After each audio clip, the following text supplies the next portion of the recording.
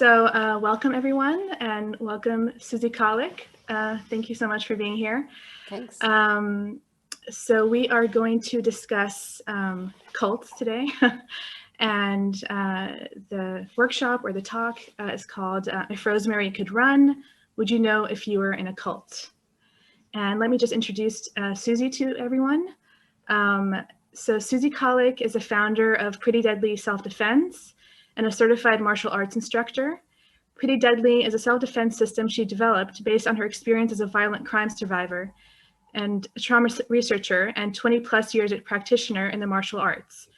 Susie's fields of study include an extensive focus on the psychology and practice of intent, manipulation, and grooming behaviors, very relevant today, I guess, their relationship to broader patriarchal norms, and the threat of exclusion as a tool of coercion and oppression.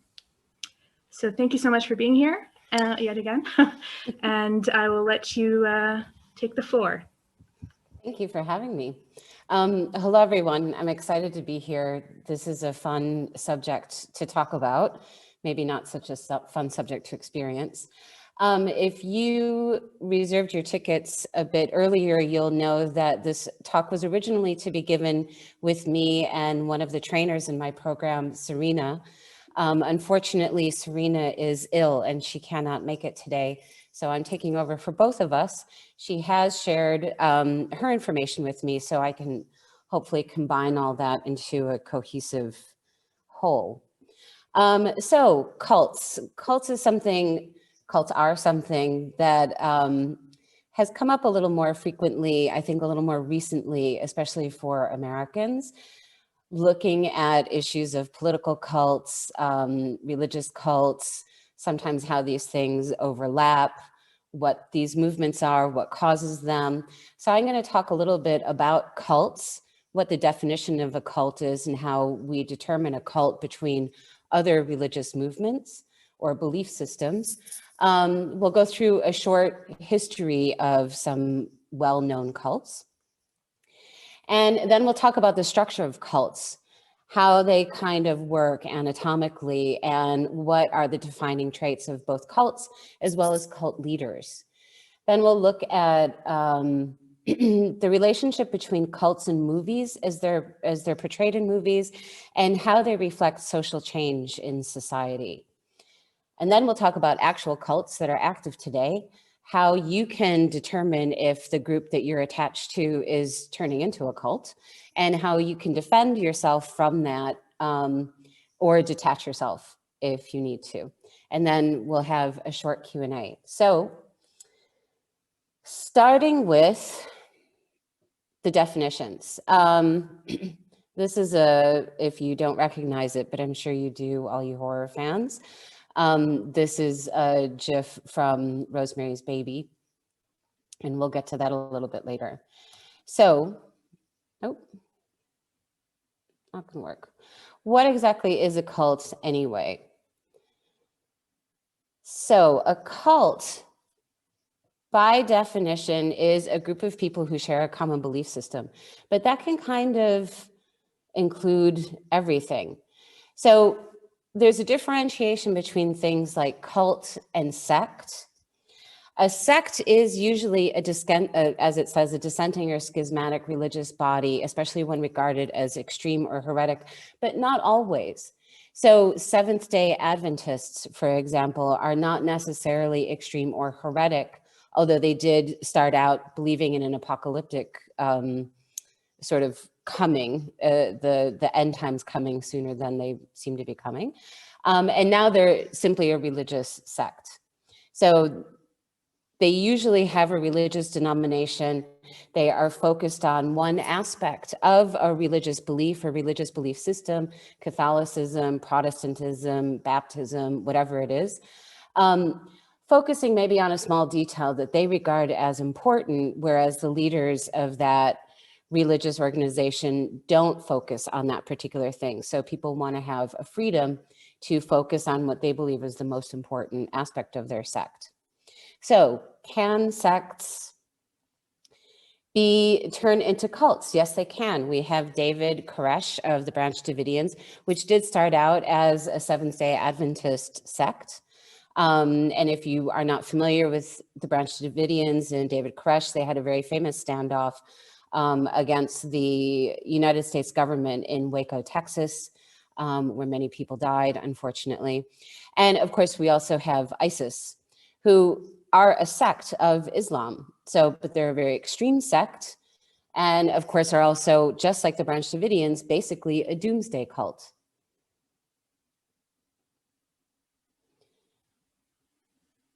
A cult is also different from a secret society. So often when we think of cults, we think of people in hoods having secret ceremonies in a field or in a basement with some kind of worship that's usually quite heretical.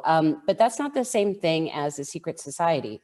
So a secret society, this is like the worst definition, a club or organization whose activities are secret. The difference between a cult and a secret society are secret societies actually don't want to be known. They don't actively recruit in a public manner. And that's one of the most important differences between the two. So secret societies are sort of ironically well known. If you're American, you've heard of the Skull and Bones Society, you've heard of the Illuminati, you've heard of the Rosicrucians. Some of those, of course, blur the definitions between sects and secret societies and cults. They all kind of share some similar attributes, but there are differentiations. I also want to talk about mass hysteria. Although mass hysteria is not a cult, in history, cults and mass hysteria also have a lot of overlap. So the definition of mass hysteria, as we see here, is a rapid spread of illness signs and symptoms. Those illness signs can be things like dancing. I think that's a very well-known medieval instance of mass hysteria. It can be screaming, or it can be catatonic panic attacks. But mass hysteria was also a term that was, a thing that was used kind of like self-defense. In the Middle Ages, a lot of young women were kind of taken against their consent and shoved into nunneries.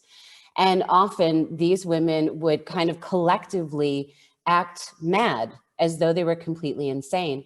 And they were deemed as having mass hysteria. They were deemed as insane or deemed as being possessed by the devil. So there would be exorcisms to rid them of their behavior.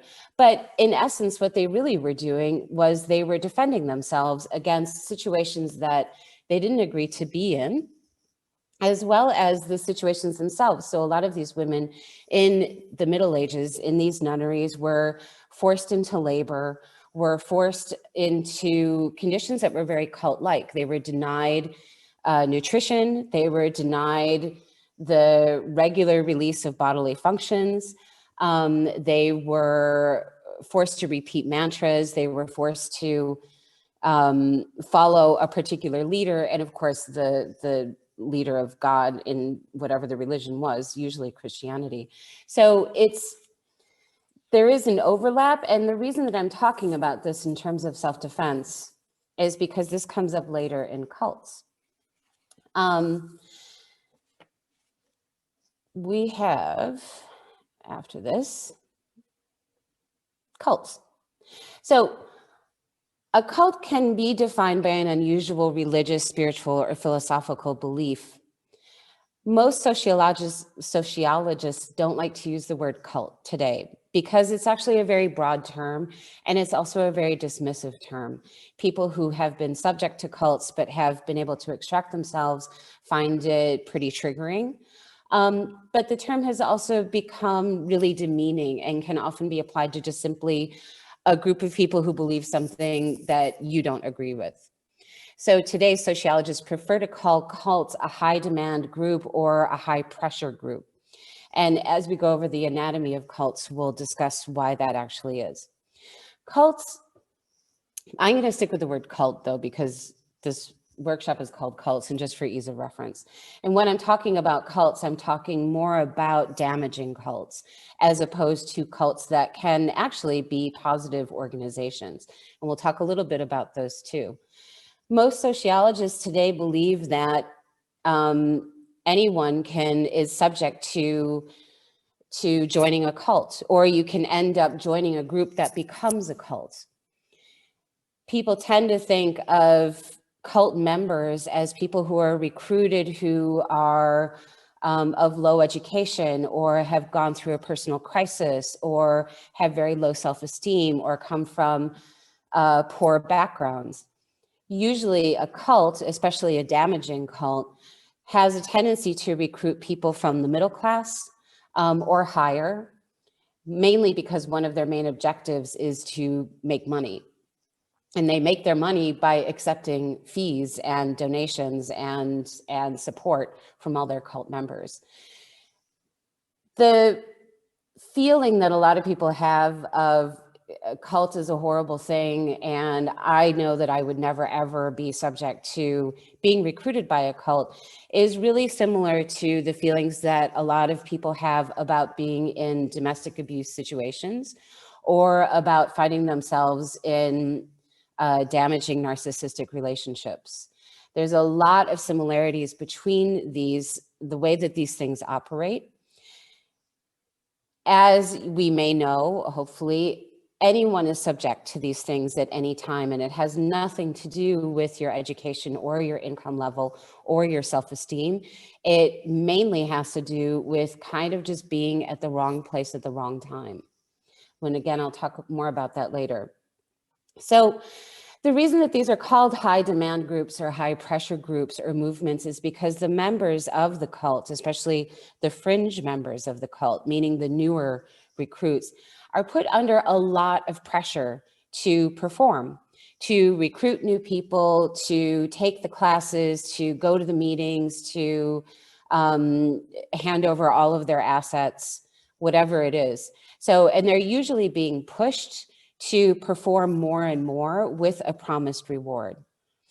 There's usually a lot of demands being made of people as well, in the sense of, as I talked about those women in medieval nunneries, in the sense of food being withheld, nutrition being withheld, being denied the regular release of normal bodily functions, sleep being withheld as well. And these are all elements in brainwashing. But these are also demanding a lot of things from the individual in the group, as well as a demand of time. Usually in a cult, they're demanding that their cult members spend more and more and more time with the greater group. And that's part of the indoctrination process. So a brief history of cults before we get further into the anatomy of cults. One of the most well-known cults that has come up over the past couple of years is Nexium, which when I was Googling them, I somehow managed to misspell it, which I think is really funny. Anyway, Nexium, if you don't know about Nexium, Nexium was a cult that was founded in the United States by Keith Raniere, who's the guy in the middle. It started out as an executive empowerment program, and was presented as a multi-level marketing and executive development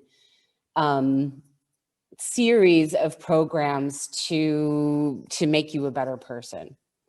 One of the defining characteristics from the outside was that people were awarded sashes. So this is particularly relevant to me because Keith Raniere actually modeled a lot of Nexium, or the hierarchies of Nexium, and the way people can progress on martial arts belt systems and grading systems. So apparently he studied judo at some point in his life, and he used the same idea of belt systems. This is a point actually that Serena and I disagree on very much. As a martial artist and a martial arts teacher, I actually really like the belt system because I like how it marks your progress. Serena believes that it creates unnecessary hierarchies, envies, jealousies, and competition. I've seen that happen, and I've also seen belts encourage progression. So I can see her side. I have my side as well, but her view is very much informed by her research as well into cults. And getting back to Keith Raniere and Nexium, this is exactly what he used. So members had sashes as you rose through the ranks, and you were always being pushed to rise through the ranks, to do whatever it was that it took to rise through the ranks to get your next sash. Every sash color was something to be envied. People would feel like, I really want to get to the orange sash. That's where I want to be one day. So there's sort of dangling carrots that he used. What he was convicted of, or what they ultimately did, was commit sex trafficking and sexual slavery. They had an internal program called DOS that recruited certain female members of the group. There was a male program as well that was basically sex trafficking and sex slavery. So on June 19th in 2019, Raniere was convicted of federal crimes, including sex trafficking of children, conspiracy to commit forced labor, and he was sentenced to 120 years in prison. His co-founder, Nancy Saltzman, who is sort of like the second in command for Nexium, was convicted of conspiracy, racketeering, identity theft, extortion, forced labor, sex trafficking, money laundering, wire fraud, and obstruction of justice. She was sentenced to 6 years and 9 months in prison. She obviously got the lighter sentence. Keith Raniere portrayed a lot of the elements of a typical cult leader, in the sense that he was apparently quite charming. He was found to be good looking, but he also saw himself over time as having a direct line to divine messages, or being the embodiment of a divine being. And again, I'll talk about that more, because that's something that all cult leaders share.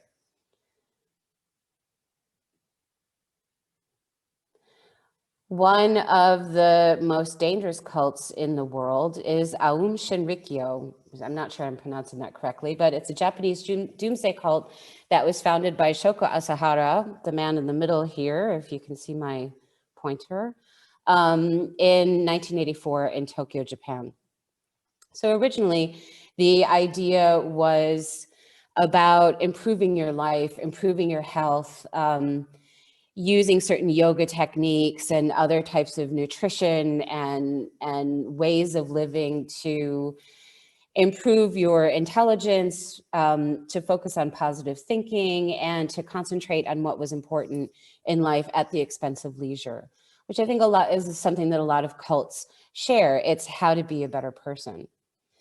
This was to be accomplished by practicing ancient techniques from original Pali Sutras. He was using these things to appeal to a more simpler and more pure way of life. He did see himself as a manifestation of a Christian God. He got really into biblical study. It was kind of a combination between Jesus Christ and God as well. Although he said that the group was really about getting back to more pure and base teachings of Buddha. On the morning of March 20th, 1995, our members released a binary chemical weapon, sarin, or at least closely chemically similar to sarin, in a coordinated attack on 5 trains in the Tokyo subway system. They killed 13 commuters. They injured 54, and the gas attacks affected about 980 more, although some estimates claim that as many as 6,000 people were injured by the sarin. Many victims are reluctant to come forward, so it's difficult to find the exact numbers. On July 6, 2018, Asahara and 6 of his followers were executed as punishment for the attacks and for other crimes. However, the group has since split into 2 different groups. One is called Aleph, and the other one, unfortunately, I can't remember the name of, is called Hikari no Wa. I don't speak Japanese, so I know that the pronunciation is absolutely incorrect. Both of these groups, however, have been formally designated terrorist organizations by several countries, including Russia, Canada, Kazakhstan, the United States, as well as inside the European Union. So they are still around and still operative and still dangerous. The family. This is the family in Australia. There's a few groups called the family, but I'm focusing on this one for a specific reason, or for two specific reasons, really. So the family was known as a New Age group that was founded in the 1960s. And the leader of the family, it was Anne Hamilton Burns. So this is one of the few cults that's actually led by a woman. Over time, so she started out capitalizing on the sort of new health, new age yoga craze. She found herself a doctor who believed in what she was doing and gave her a lot of legitimacy, and then was able to start recruiting middle class and upper middle class people into the group. So the idea, of course, was to get together and practice yoga, but over time, they came to believe that Anne Hamilton Burns was the embodiment of God and had come to earth to save everyone. What she was convicted of was basically stealing children. So members of the group were encouraged to sign their children over to her. You can see in this photo that a lot of these kids are blonde, except for the one Roy Orbison looking child. She would force them actually to, or I think she had them, had their hair dyed blonde, and would dress them all in matching outfits. She ended up with like 30 something kids, very few of whom were actually her own. Basically, she stole them. She continued doing this until they were disbanded, I think, in the 1980s.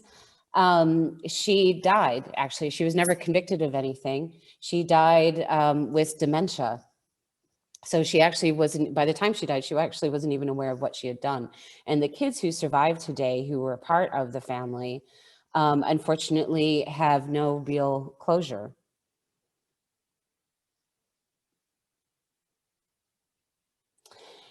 The family is an idea in cults, of course. So there's a lot of families. There's the rainbow family, which isn't necessarily a negative or dangerous cult, but some people do consider it to be a cult. There's the family international, which is the more, if you follow cults, especially in the United States, that would be the more well-known family that was also convicted of very severe child abuse and child labor. And of course, the Manson family.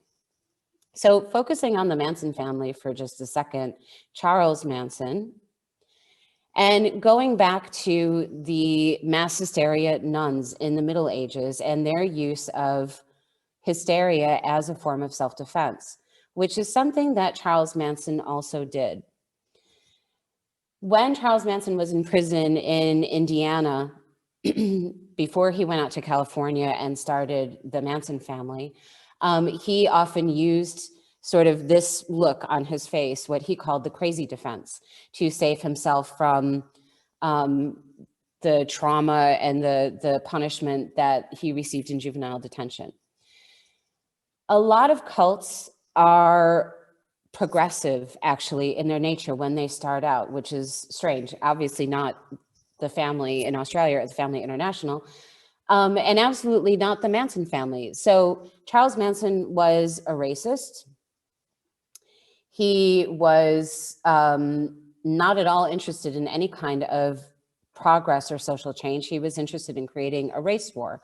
So if you don't know about the murders that people committed in his name, the purpose of those murders were actually to incite a race war. The idea was to sort of frame Black people into being the fall guys for the murders. And of course, if you know a little bit about this history, you'll know that one of the victims of these murders was Sharon Tate, who was the wife of Roman Polanski, who directed Rosemary's Baby,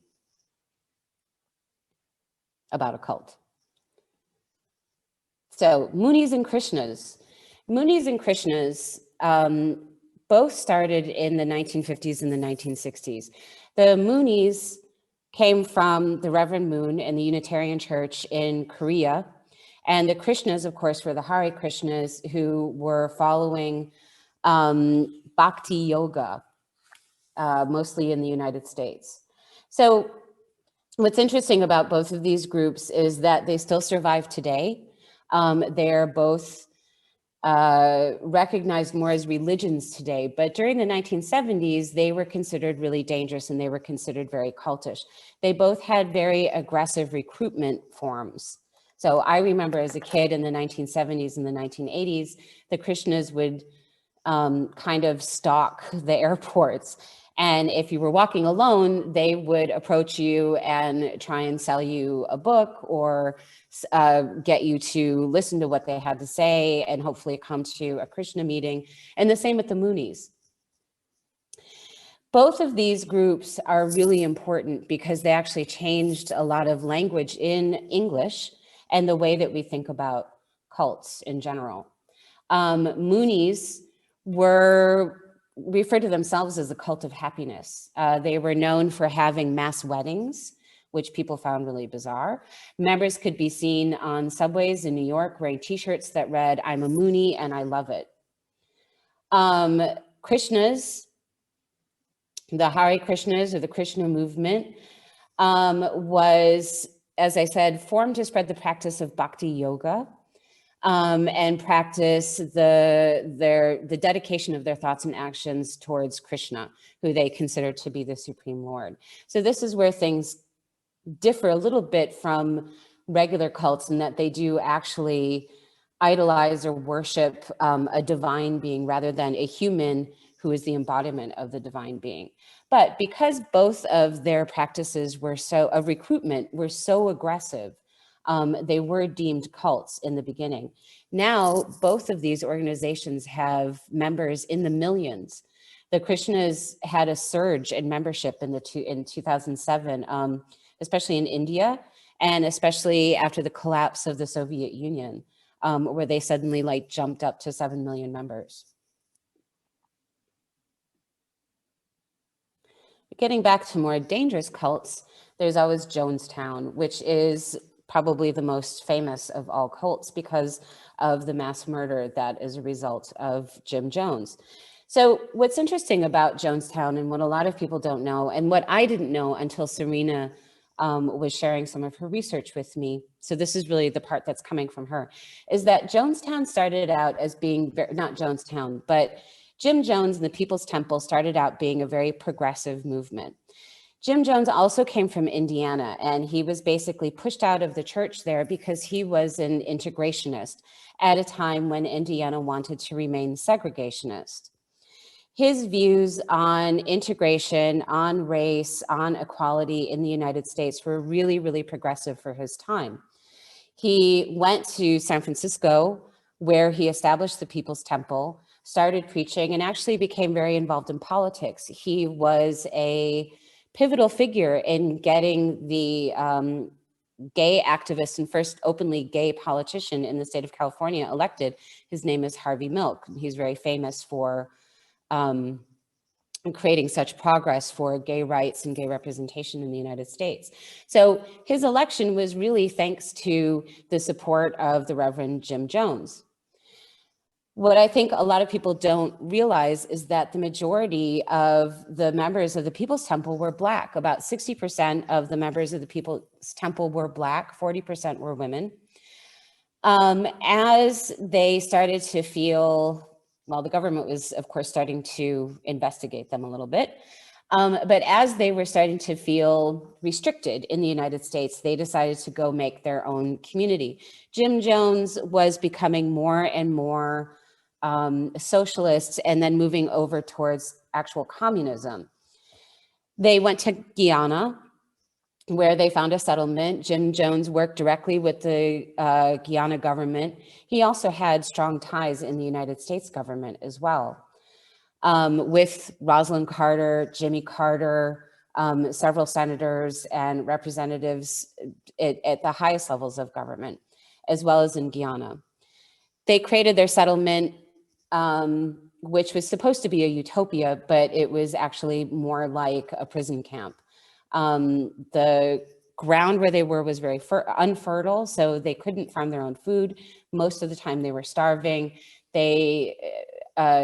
Jones became more and more paranoid, so the encampment was surrounded by armed guards. People were not allowed to leave, of course. They were not allowed to dissent. he had them practice on a regular basis what he called revolutionary suicide, which means that their idea was that by killing themselves en masse, this would create a revolution, or it was a revolutionary act to show that they couldn't be controlled. And then, of course, finally, they did commit what at first was considered mass suicide, but now is seen as mass murder. If you're not familiar with the story of Jonestown, there was a mixture of cyanide and several other chemicals that was put into a big vat of something that people call Kool-Aid, but was actually Flavor Aid, that killed everyone in the camp. Babies, children, adults. Jim Jones and his second in command were also found in the camp afterwards, they were both dead by a gunshot wound to the head, which is a little ironic that Jim Jones himself did not drink his own Kool-Aid. This was considered to be the largest premeditated murder in the United States up until 9/11. It was all Americans who were at the camp. Over 900 people died.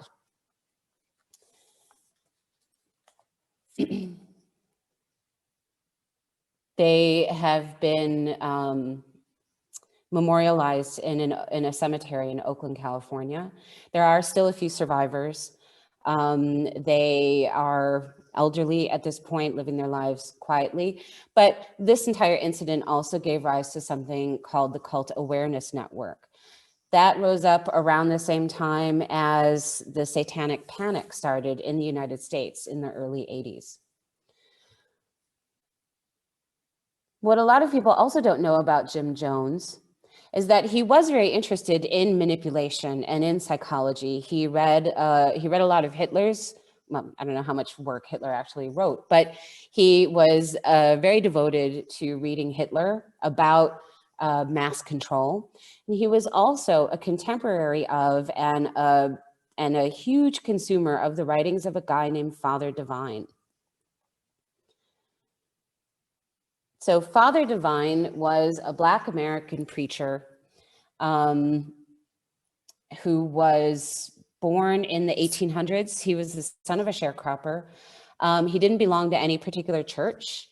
He sort of decided to make his own, especially during that time in the United States. In the South, there was something called tent revivals, which was basically traveling preachers who would create these like big giant worship events. He had a philosophy and a doctrine that he followed. He was at the very center of it. He did consider himself to be the embodiment of God or Jesus Christ. He named himself Father Major Jealous Divine was his name.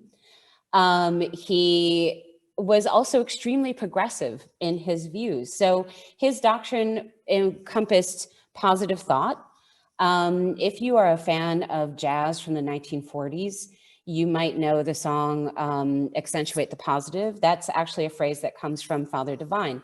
Johnny Mercer met Divine, or he went to one of his sermons and heard the phrase, "You got to accentuate the positive and eliminate the negative," and then wrote a hit song based on that. He was against welfare for Black Americans. He wanted people to be able to support themselves. So he and his congregation and his church, which was often considered a cult, especially by the federal government, had a whole system to support people economically, to start people in business. He had a set of economic rules. People named their businesses and launched businesses based on his teachings and on him, and it created a lot of economic empowerment and independence for his congregation. He was very famous for having banquets where he would feed whoever was hungry, and those banquets could feed up to 3,000 people during a banquet. He was very progressive in his views about race. So remember, this is the 1930s and the 1940s in the United States. So he was before the civil rights movement. He very much believed in equality for all. He fought for reparations for former slaves and their descendants. He fought for anti-lynching campaigns. He believed that all members of lynch mobs should be tried and convicted as murderers, and actually managed to get 250,000 people to sign his anti-lynching proposals. He also believed in communal living. So he believed that everyone should kind of share everything, that property should be owned and managed collectively. This was also a way to alleviate the poor, or rather to alleviate poverty, and to make sure that the poor are fed and that education is available to everyone. He preached chastity, but he was rumored to not be chaste at all, to basically have lots and lots and lots of sex with his followers. And although he preached thrift in his business practices, he also did very much love luxury and had some very fancy cars and a very, very large home in what he called Woodmore in Pennsylvania. So he was one of the first considered to be a cult leader in the United States at the beginning of the 20th century. But a very, very big influence on Jim Jones, and as I said, a contemporary. And then we come to the Illuminati. So the Illuminati are considered a secret society, but are also often considered to be a cult. What's interesting about the Illuminati is that they really did exist in Bavaria in the 1700s, so during the Enlightenment. And the whole point of the Illuminati was to illuminate. So at that time in Bavaria, the prevailing type of education was little more than religion. The Jesuits were basically in control of the entire area, and their pedagogical aim was to develop simple memorization of catechisms and never question anything else. So in a lot of ways, the Illuminati, the purpose of their existence was actually to encourage people to question. They wrote in their general statutes that the order of the day is to put an end to the machinations of the purveyors of injustice, to control them without dominating them, which is a little bit cult-like. But they were opposed to superstition. They were opposed to obscuring things. They were opposed to religious influence over public life, and they were opposed to abuses of state power. So they were sort of a secret society against the sect of the Jesuits, but considered a cult. So it was sort of like a trifecta of sects, cults, and secret societies. Of course, they have persisted to this day. They no longer exist. They died out in the late 1700s, but they were known. And the idea of the Illuminati was carried over to different countries. And of course, they've been the influence of many writers with great imaginations, and are considered to be responsible for a lot of stuff that people just don't like, or conspiracy theories, et cetera, et cetera.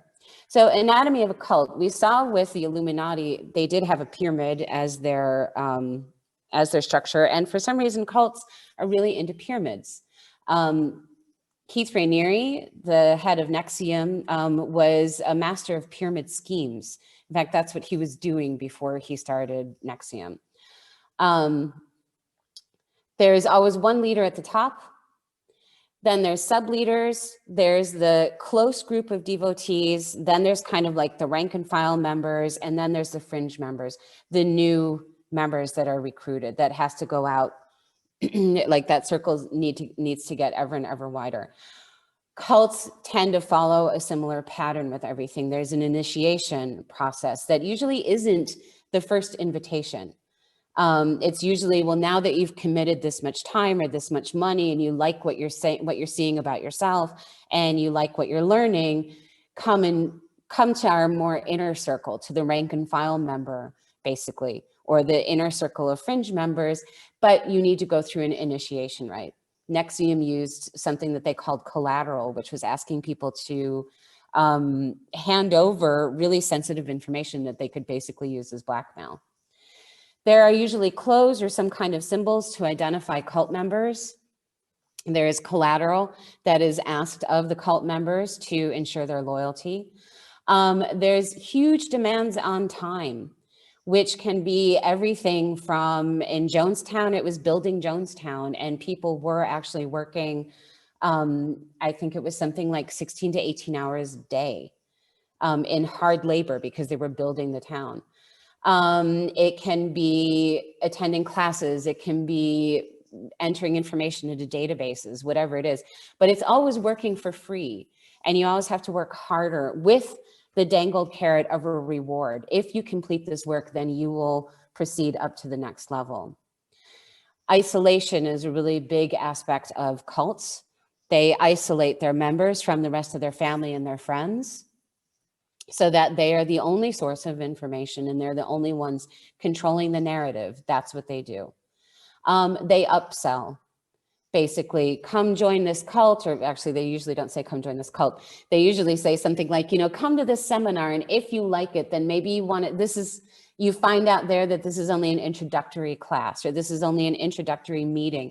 If you want to learn more, then come to the next one, but it's going to cost you some money or some extra time or some collateral. And there's often a need for a proof of loyalty and then a testing of that loyalty. So the proof of loyalty can be money, it can be collateral, it can be recruitment of other people, it can be performing acts that you would normally feel uncomfortable doing or that go against your basic moral structure. The test of that loyalty is to basically suffer abuse and not leave the group.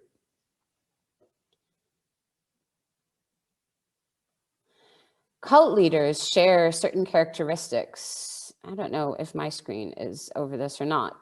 A cult leader usually has a different name. In Nexium, Keith Raniere's name was Vanguard. Quite a few cults, including the People's Temple, what they would call the leader of the cult Father. Charles Manson actually just used Jesus. The picture here is of a Turkish cult leader who, oops, I forgot his name somewhere. Anyway, he was recently sentenced to prison for 1,000 years for sexual abuse and rape. The cult leader often makes grandiose claims. I'm the best, you know, or I've influenced presidents. I've met leaders of countries. You know, you may never have heard about me, but I'm the one whispering in so-and-so's ear. I excelled in school. I invented something. I'm the very best at whatever it is they claim to be. They often have a messiah complex. They believe that they are out to save the world. But usually it's not so much save the world as it is they're the embodiment of a message from God or some other divine being. They tend to have a hodgepodge of belief systems, meaning that it's usually a mix of Christianity, Buddhism, Hinduism, Zoroastrianism, basically Scientology, science fiction, basically anything that they've kind of cobbled together. They do, though, tend to be charming and physically attractive. They tend to be narcissists. I would actually go so far as to say they don't tend to be, they are. But they are considered very physically attractive, at least by their members. And they tend to be very charming. That is a very interesting aspect that Jim Jones was using, that Father Divine was using. That's something called the routinizing of charisma. So charismatic authority almost always pushes the boundaries and blurs the boundaries that are set by a traditional or rational authority. They believe, the charismatic leader believes that those rules don't apply to them. They tend to challenge the authority, and they're seen as revolutionary because they challenge the authority. The charismatic authority is incorporated into society in a way that society maybe sees them as a little bit off, but eventually begins to see them as revolutionary until they begin to see them as normal, especially in their closed societies of their actual cults. So the routinization of charisma is something that cult leaders often use kind of just to get away with everything that they do. That's also something that narcissists do. And of course, it's also something that abusers do when they're grooming the people that they abuse.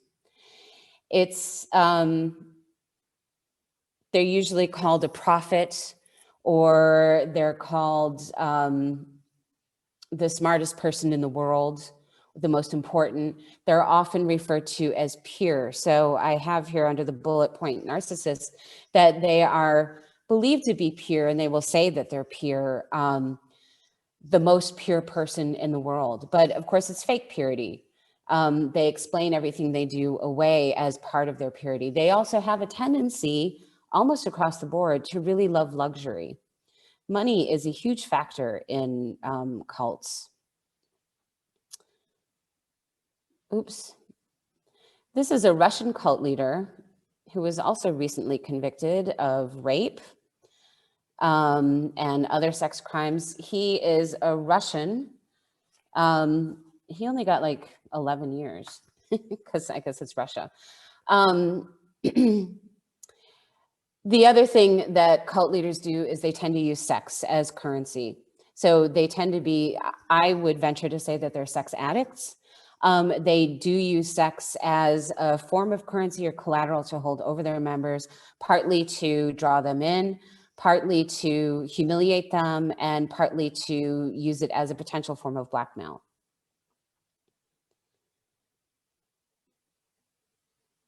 Almost none of them believe in monogamy.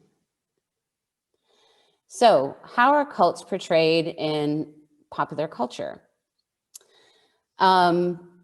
Ironically, or not ironically, this is a photo, this is a still from Eyes Wide Shut. Tom Cruise, who is, of course, famously a member of the Church of Scientology. So I have here this quote by Chet Flippo, who's a film reviewer for Rolling Stone in 1978. And he says that cults are portrayed, or rather he says the banality of evil personified, which I felt was pretty much how we see cults. However, what he was actually talking about was George Romero's Dawn of the Dead, and that's relevant. Oops, I lost my thing in a second. But first we'll go back to Rosemary's Baby. So if you don't know the story of Rosemary's Baby, the story is of a young couple who move into what's considered to be a haunted apartment building in New York. John Cassavetes, Mia Farrow. John Cassavetes is a struggling actor. He makes a deal with the devil, unbeknownst to his wife, Mia Farrow, to impregnate her with the devil's spawn. The movie follows Mia Farrow's pregnancy, the difficulties that she has getting other people to believe her when she says things are wrong. It's a fascinating film because it's really about her body and what's changing in her body and how no one gives her agency over her own body. Everyone, the cult members in the film, her husband, everyone is always saying that she's making things up. She's being hysterical, much like those medieval nuns. Rosemary's Baby was released in 1968. It was based on a novel written by a guy named Ira Levine. I mention him because he went on to write The Boys from Brazil, which was based on the family in Australia. So Ira Levine has said he feels kind of bad about Rosemary's Baby and The Boys from Brazil because he feels that these things actually encouraged fundamentalism in the United States. So when Rosemary's Baby was released in 1968, the women's Lib Movement was just getting underway. The women's Lib Movement was a little bit different than what we call today first wave feminism. The women's Lib, I keep getting my B's and my V's mixed up. The women's Lib Movement was about equality. It was against patriarchy. It was It was meant to give equal pay to women for equal work. It was meant to balance the gender gaps, balance the imbalance of gender power. It was to liberate women from, so this is why it was called the Women's Lib Movement. It was to liberate women from basically the shackles of patriarchy. However, at the time, it was considered to be radical. And the Women's Lib Movement was increasingly marginalized by the media, which denounced feminism and its proponents as severe neurotics responsible for the problems of society. And again, I go back to those medieval nuns and their mass hysteria.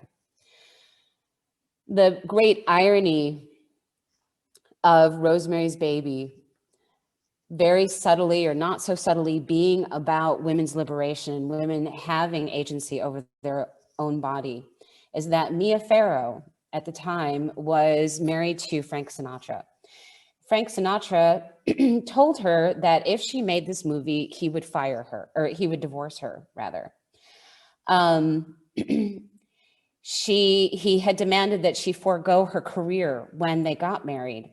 So he was incensed when she agreed to do the film, and the shoot itself was disrupted when midway through the filming, Sinatra served her divorce papers via a corporate lawyer. She wanted to salvage the relationship, and she asked to be released from her contract from the producer, Robert Evans, who denied her. Basically, he persuaded her to stay, saying for sure she would receive an Academy Award for her performance, kind of dangling a carrot in front of her just to keep her there to finish the movie. Of course, the other irony is that it's about a woman who is pregnant, made by a man whose pregnant wife, of course, was murdered only a year later, basically by someone who was by people who were part of a satanic-ish cult.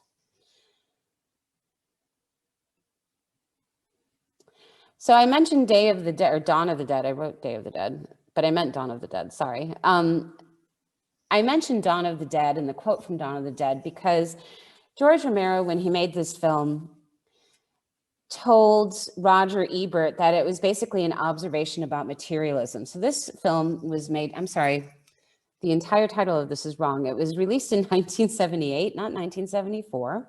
It's called Dawn of the Dead. Sorry about all the typos. Nonetheless, it was released in 1978. Capitalism, materialism, the very first malls in the United States were opening up. And for George Romero, this was what this film was about. It was about the cult of capitalism. However, in the film, the two lead characters are two men who duke it out mostly over a woman who gets pregnant. So both of them are kind of always outdoing each other in their masculinity. What was also happening in the United States at that time was the birth of the men's movement, and called the mythopoetic movement, and the idea of toxic masculinity. So toxic masculinity is not a term that was coined by feminists. It was actually a term coined by these men's movements. And it was meant, of course, what we believe toxic masculinity to be today. It was meant to encompass or talk about and address the pressure that men feel to be overtly masculine. The man that you see here is one of the founders of the movement. Unfortunately, I have lost his name. He was responsible for things like, bringing shamanism and men's retreats where people have a talking stick, and acting often in rather cult-like manners. So while George Romero, I don't think, was consciously aware that he was making Dawn of the Dead about toxic masculinity, it's very much a part of the film, and that's very much a part of what was going on in the United States at the time. Dawn of the Dead 2004, I felt it wasn't really balanced to talk about the one and not the other. Dawn of the Dead 2004 was a very different film. The lead character is really Sarah Polley. This movie came out 3 years after the 9/11 attacks. The United States was going through some really big changes. Facebook was invented that same year. The zombies were different. They ran, they were faster. They posed a different kind of threat. It wasn't so much about materialism as it was about the speed of change. The other thing that happened in this year or in the year before, and what I think is very relevant to this version of Dawn of the Dead, is Buffy the Vampire Slayer, the TV show, ended in 2003. And in 2003, 2004 came the first sign of the cult of celebrity with Paris Hilton and Nicole Richie and their show, The Simple Life.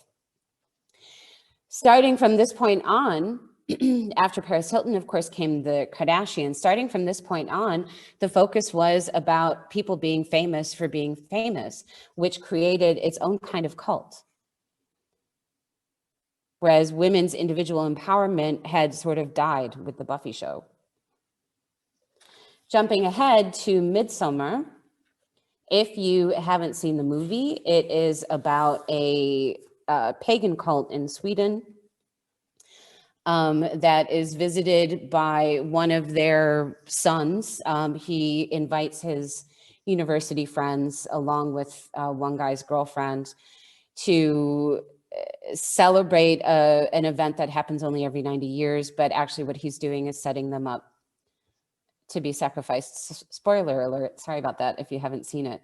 I really like this film, partly because I'm Swedish and because a lot of the scenes, especially when everyone's eating silently, is like having dinner with my Swedish family. However, that being said, this movie came out in 2019. This is a cult with a matriarch. Women in the movie are portrayed as having not more power, I would say, but definitely carrying more weight in the group than men. The focus is on women. The focus is on the lead character, who's a woman. The focus is on mating rituals for women. There's a lot that's in this movie that's about emotional intelligence and collective emotions and emotional support. That tends to be something that's attributed more to women than to men, and certainly about women's empowerment and women being fed up with shitty, patriarchal, abusive behavior. So of course, this movie came out in 2019 at the end of, well, hopefully not the end, but as we were already going through a few years of the Me Too movement and the Time's Up movement, and Harvey Weinstein being the poster child for those movements, being convicted and sent to jail. And so many men complaining about the balance of power shifting. So how are cults portrayed in pop culture? They are often portrayed, they're used as a dismissive term for things that we don't like. All you women in women's lib, it's a cult. Feminism is a cult. Anything that's creating positive social change is a cult. BLM, Antifa is a cult. Usually progressive movements that people simply just don't really understand. When we see these things portrayed in movies, they're often marking the reactionary aspect to change, especially profound social change. So how do cults operate today? We have political cults like the cult of Trump and the cult of QAnon. This, there's no audio on this, but if you've seen this meme, this is a woman who participated in the insurrection against the United States government, and she says into the camera, "It's a revolution." These cults started in the way that pretty much every cult starts. So they started with a recruitment. They started with, when we talk about it in terms of ISIS, and now we talk about it in terms of QAnon as well, it's a type of radicalization. What we know about them is that often, in the same way that cults work, they often start out seeming really benign, and then they start to change over time. So meaning that's sort of how the fringe members get in. The inner circles, and of course in the QAnon cult, nobody knows who's at the top of QAnon, but it's basically to worship Trump. So he's at the top of that pyramid. The fringe members, the outer members, are usually the ones who say, as several people have said in the aftermath of the Capitol coup, I didn't know it was going to get this bad. I didn't know it was actually going this way, or I hadn't paid attention. Cults also appear in wellness groups. Bikram Chaudhry of Bikram Yoga has all of the signs of a cult leader. And Bikram itself, as he was running it, acted a lot like a cult.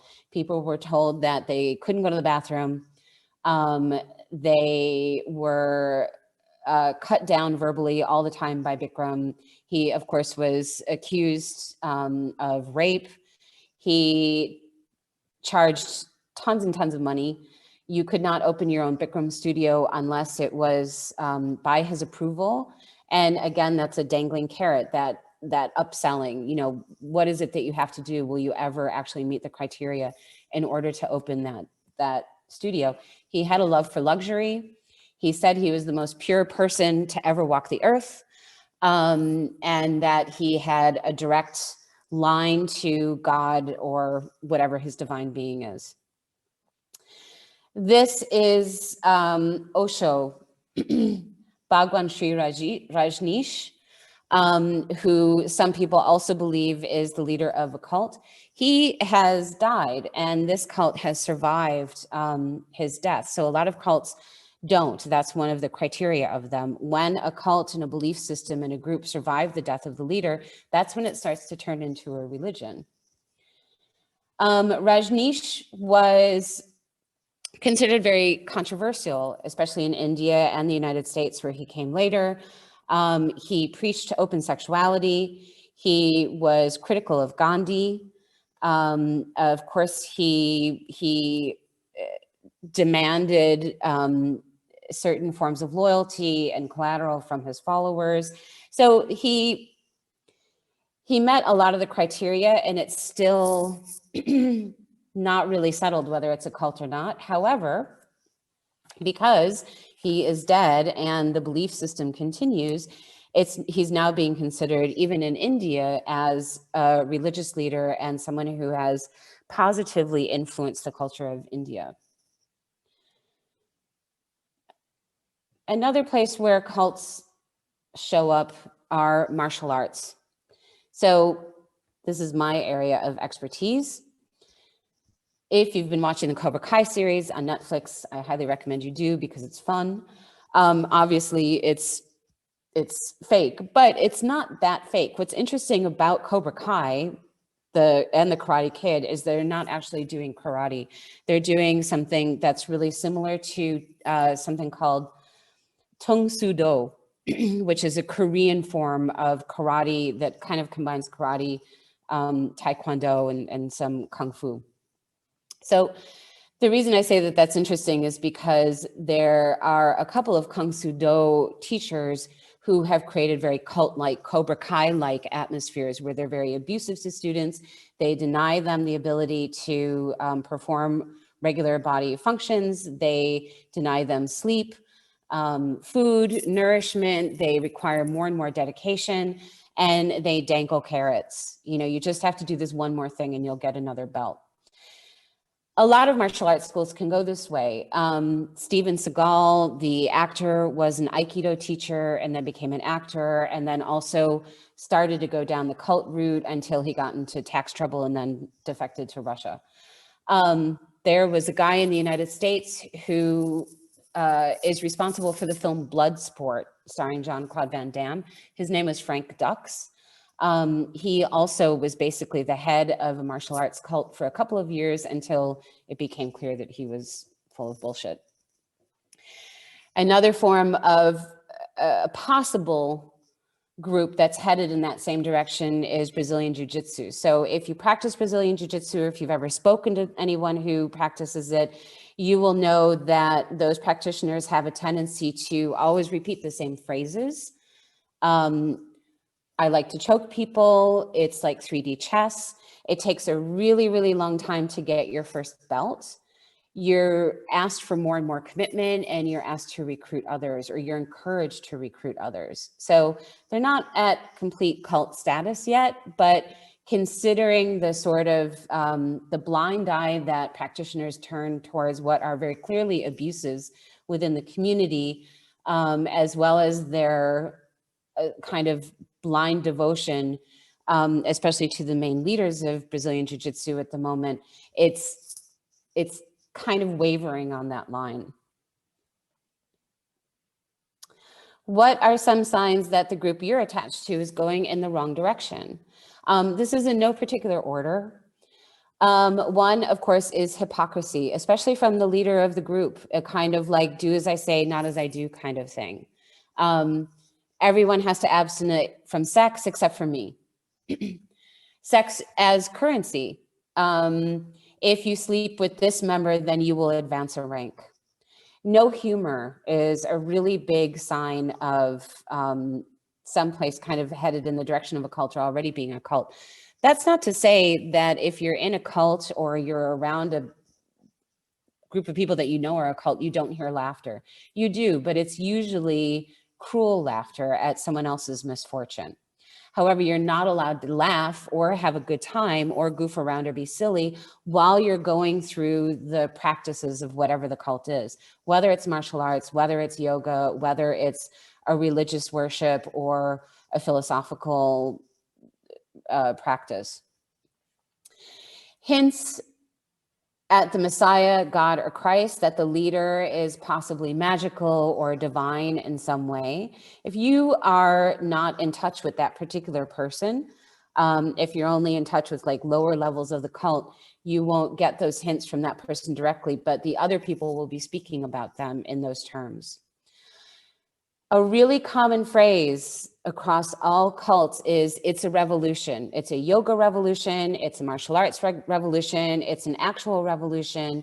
It's a social change revolution. And we're changing the world. This is one of the things that draws people into cults, because we all want to be relevant. And we all want our lives to have meaning, and we all want to do good in the world, or most of us do anyway.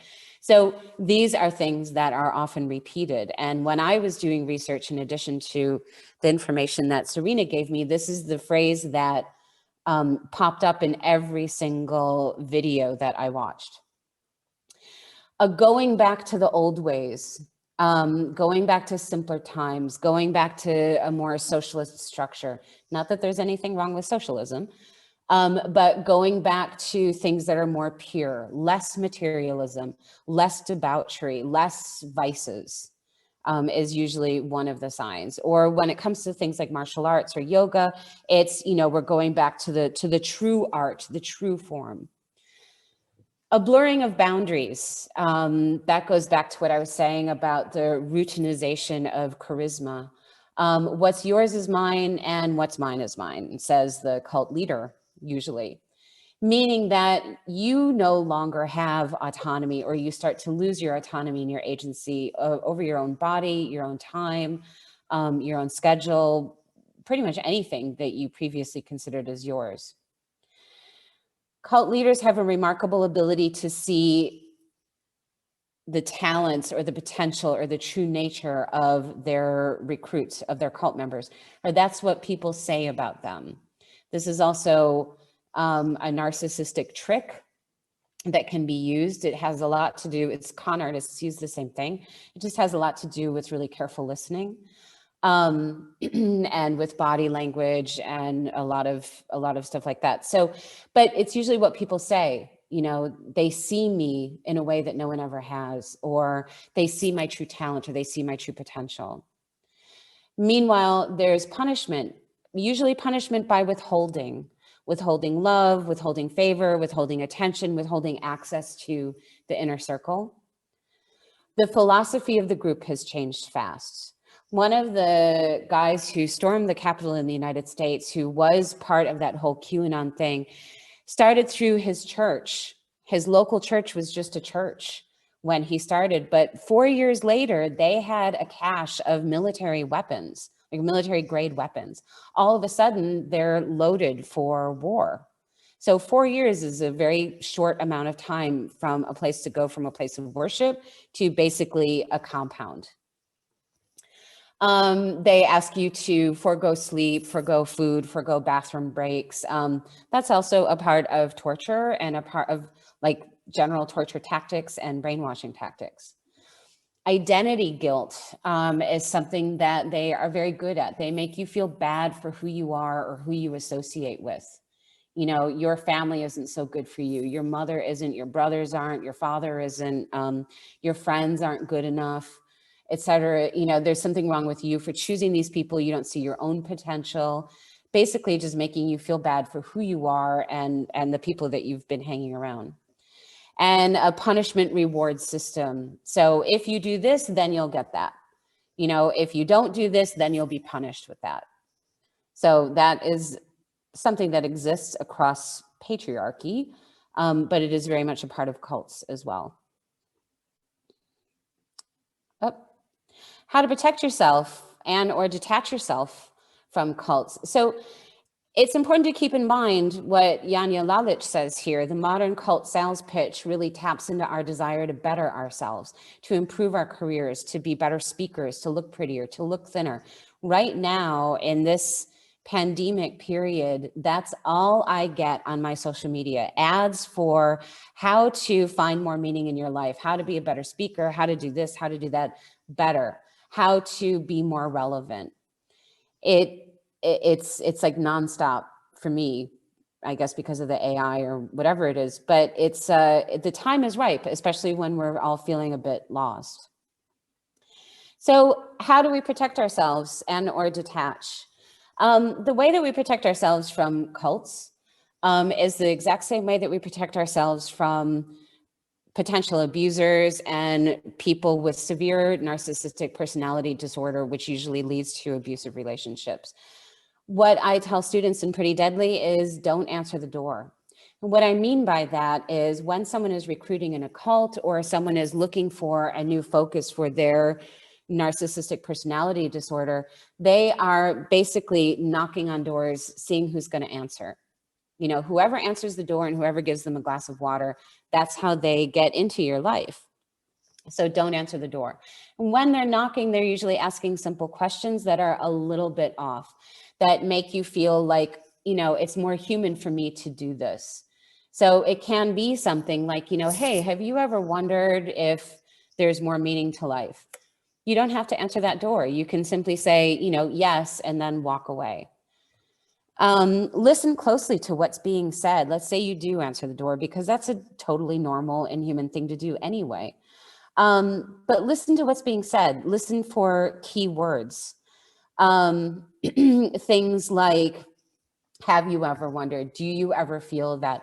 Wouldn't you like to? You know, there's a little bit of a sales pitch in there. Have you been feeling, and especially with oversharing from the recruiter, you know, I feel like I can trust you when I say something like this. I feel like, you know, there's a connection between me and you, and I've been through this really horrible thing. Have you been through that too?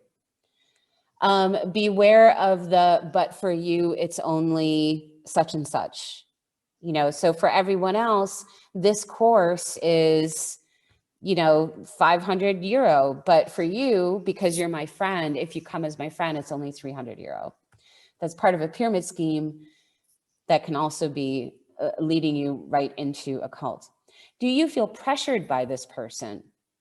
We often do on some level. It can be a more subtle level than something really obvious. But when we feel pressured, like, you know, this person won't get off my back until I say yes, that is a sign that someone's trying to recruit you into something. Ask questions.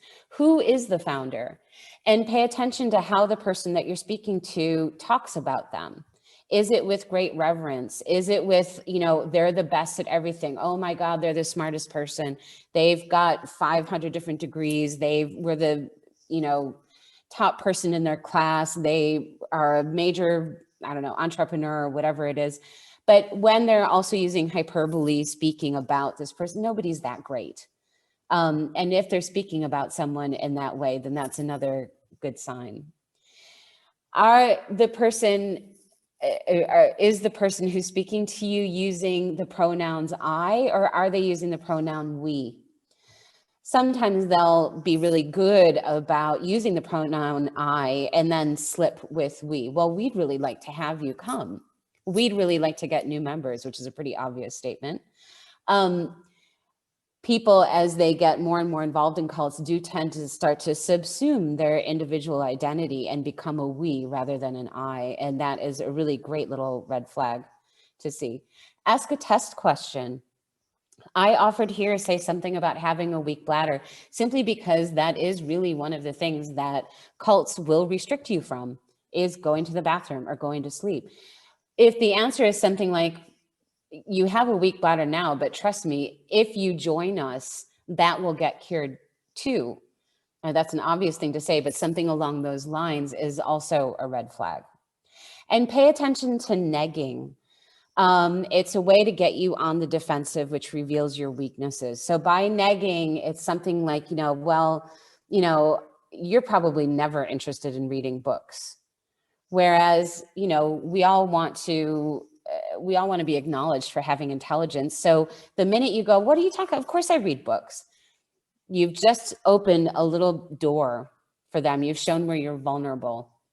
So negging from someone you've never met before, or even from someone that you know quite well, is abusive. If it's from someone you've never met before, that is a very clear sign that they are testing boundaries and trying to figure out how to get in, because it's getting in that allows them to get a hook into you. So, and I make this sound like a really scary, horrible thing. Most people believe that you will at some point become part of a cult, whether you're aware of it or not. Most people believe that, most sociologists, most regular people believe that that would never happen to them, but most people also believe that they will never end up in a toxic friendship, and yet that happens to all of us. So these are ways that we can just pay attention and kind of try and put a stop to it before it starts. How to detach yourself.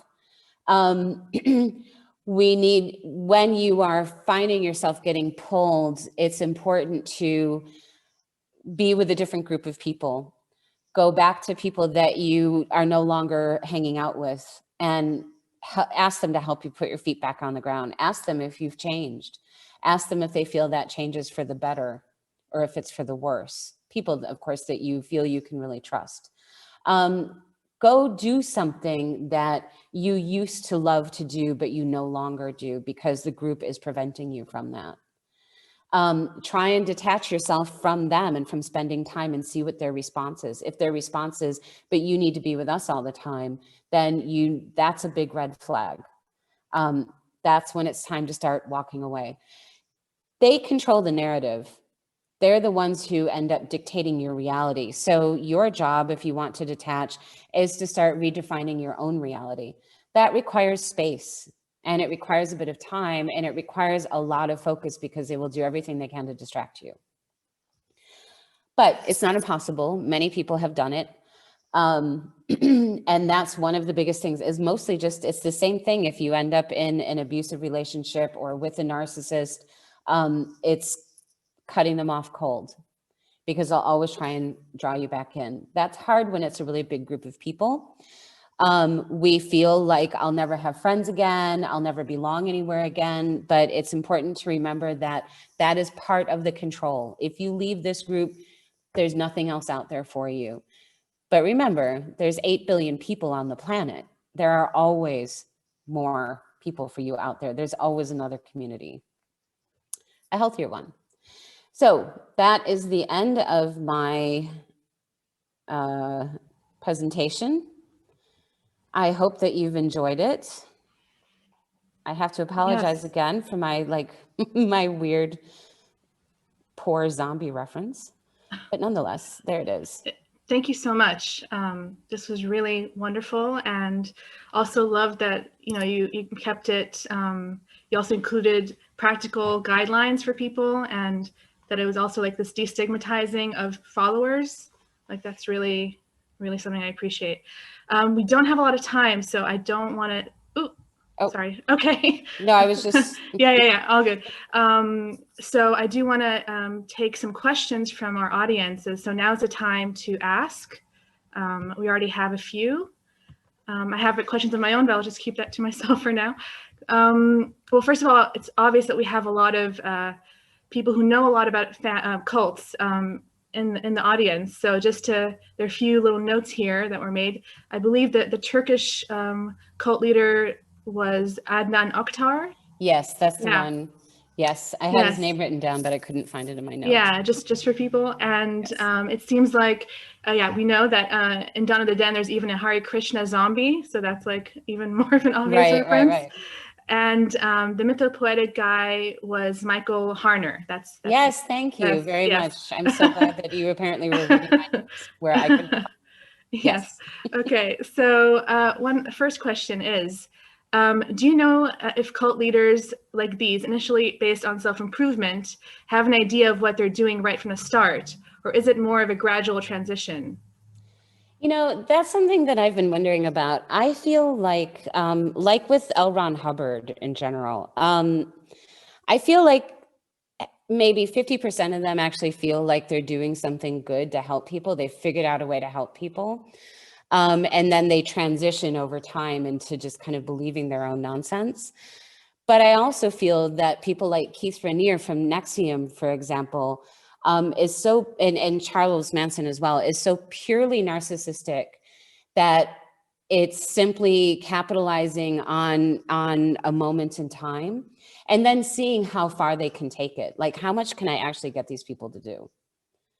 So I feel like it's kind of 50-50. Yeah. This is a more specific question. What are your thoughts on, I'm not familiar with this cult or semi-cult, Falun Dafa Gong? Oh, I forgot to mention them. Yes, that's an interesting combination of sort of like the yoga and martial arts world, although it's Chinese and Kung Fu. I know they're seen as a cult by the Chinese government. They certainly have a lot of cult-like aspects to them, but they're very mysterious at the same time. They are considered a religion by a lot of other governments. There's a massive amount of people who belong to Falun Gong.